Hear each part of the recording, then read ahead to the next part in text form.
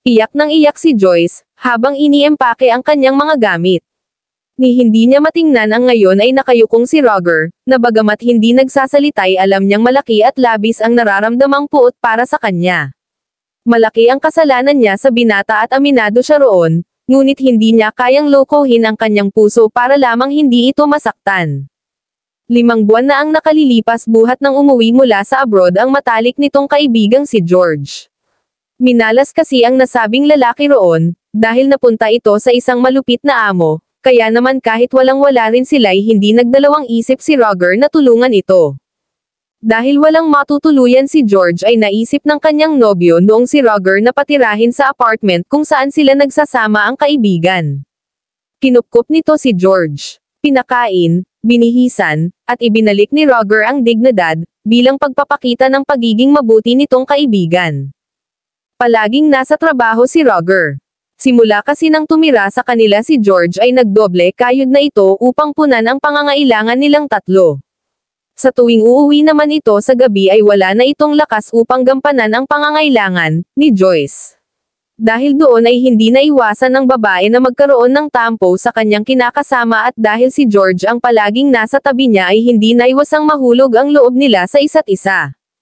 Nagkaroon ng lihim na relasyon sina George at Joyce sa loob mismo ng pamamahay ni Roger. Niloko nila ang lalaking siyang bumubuhay at nagpapakain sa kanila. Tumagal ng ilang buwan ang lihim na relasyong iyon ng dalawa, hanggang sa bigla na itong magkaroon ng ideya sa kanilang katraydoren nang mapansin ng kanilang mga kapitbahay na may iba, na sa kilos ng dalawa. Ipinarating nila iyon sa lalaki at dahil doon ay hinuli sila nito.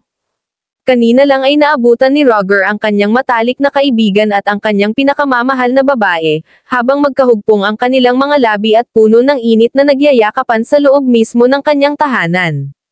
Pakiramdam niya ay tinusok ng ilang milyong karayom ang kanyang puso sa sakit na kanyang naramdaman at agad na nandilim ang kanyang paningin.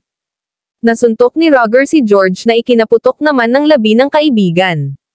Mabuti na nga lamang at iyon lang ang tanging nagawa niya, dahil nagawa pa niyang kontrolin ang bug zone ng kanyang damdamin. Nagpasya na lamang siyang palayasin ang 2 ahas na kinupkup niya, minahal, inalagaan at pinakain, na hindi niya akalaing sa huli ay tutuklawin lang pala siya.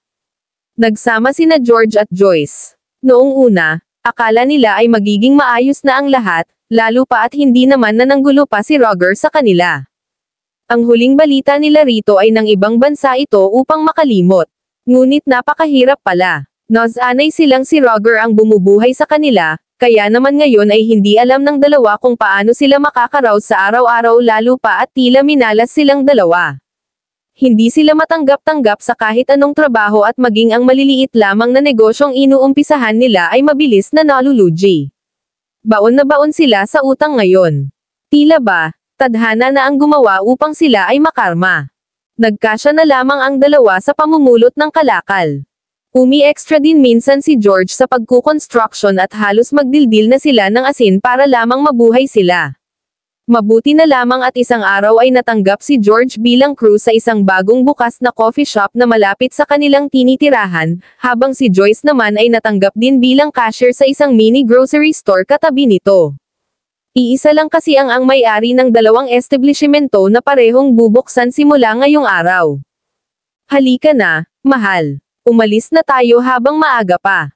Mahirap na kung magpapalate tayo sa first day natin sa trabaho, ani Joyce sa kanyang kinakasamang si George na agad namang sumang-ayon sa kanyang gusto. Ngunit halos manigas ang dalawa nang makarating na sila sa trabaho.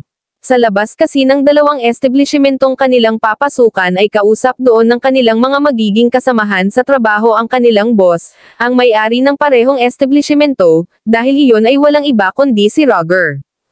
Nang makita sila ng lalaki ay hindi na ito kababakasan ng anumang galit sa kanyang mga mata, ngunit halos lumubog pa rin sa kahihiyan sina George at Joyce. Nilapitan sila nito. Hindi na mahalaga sa akin ang nakaraan natin. Tinanggap ko kayo rito, dahil alam kong kailangan ninyo ng trabaho. George, Joyce, sana'y maging maayos na ang lagay nyo, simula ngayon. Gusto kong iparating sa inyo na pinapatawad ko na kayo. Sa sinabing iyon ni Roger ay nagkatinginan sina George at Joyce. Wala silang ibang nasambit kundi labis na pasasalamat sa taong noon ay trinaydor nila. Bilang kapalit ay aayusin nila ang kanilang mga trabaho, iyon na lang ang tanging magagawa nila upang makabayad sa taong kahit sinaktan nila ay pinagmalasakitan pa rin sila.